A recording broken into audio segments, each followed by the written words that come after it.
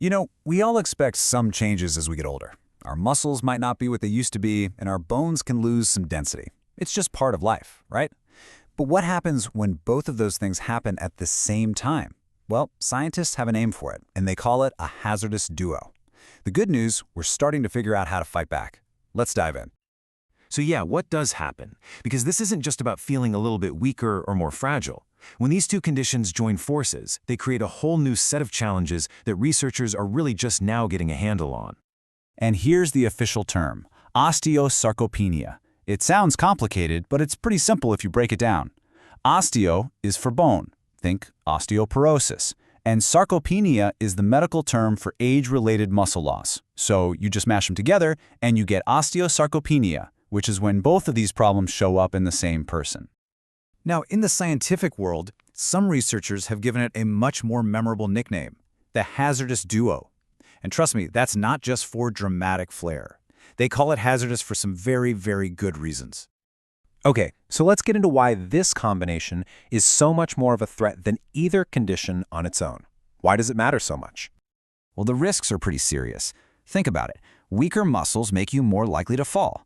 And weaker bones mean that if you do fall, you're way more likely to break something. This kicks off a really nasty cycle. You become more frail, your balance gets worse, and it gets harder to just get around and live independently. It's a domino effect that can be incredibly tough to stop.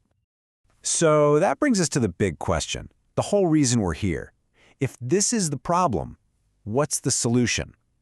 Scientists have been digging deep to see if exercise, one of the best tools we have for our health, can actually be an effective weapon against this hazardous duo.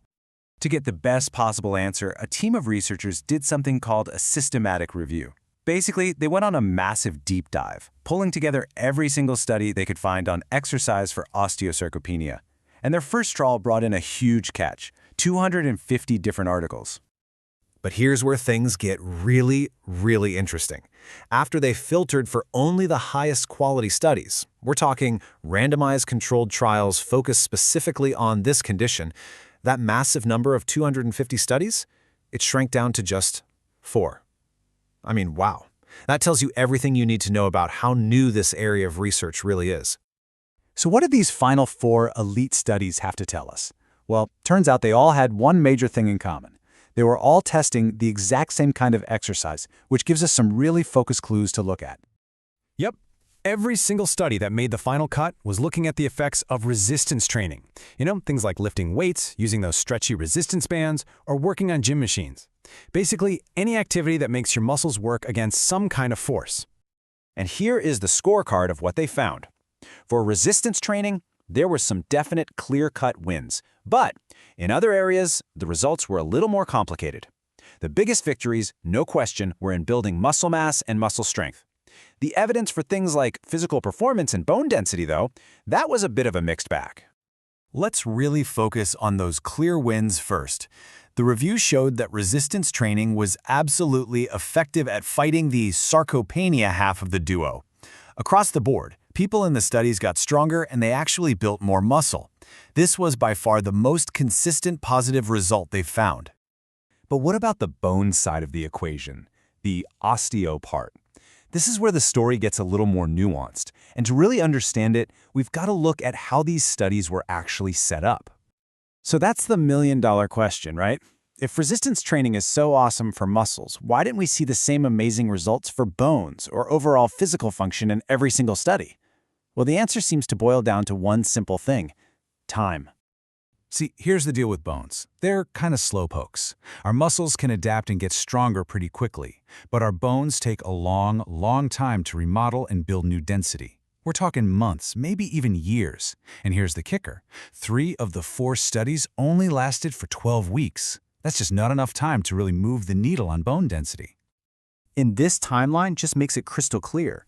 You see the 3 shorter studies at 12 weeks? Their results for bone were all over the place. But then you look at the one long study, the one that ran for 78 weeks, and boom, it found significant improvements in bone mineral density. So it seems like time really is the secret ingredient here. Now, it's also really important to be honest about where the science is right now. We're still working with a pretty small amount of evidence. I mean, only 4 studies with just 195 people in total. It's hard to make huge, sweeping conclusions from that. On top of that, the studies didn't even all use the same exact definition of osteosarcopenia, which just adds another layer of complexity. Okay, so after digging through all of that, what's the bottom line? What should you actually take away from this scientific quest? All right, here's what we've learned. Number 1, this condition is a real and serious threat. We got to acknowledge that hazardous duo. 2, the science is still really new, but it's moving in the right direction. 3, resistance training is looking like our most promising weapon, especially for building back muscle. And finally, number 4, you've got to be patient. The really good stuff, especially for your bones, is probably not going to happen overnight. And hey, don't just take my word for it. Let's look at the direct conclusion from the scientific review itself.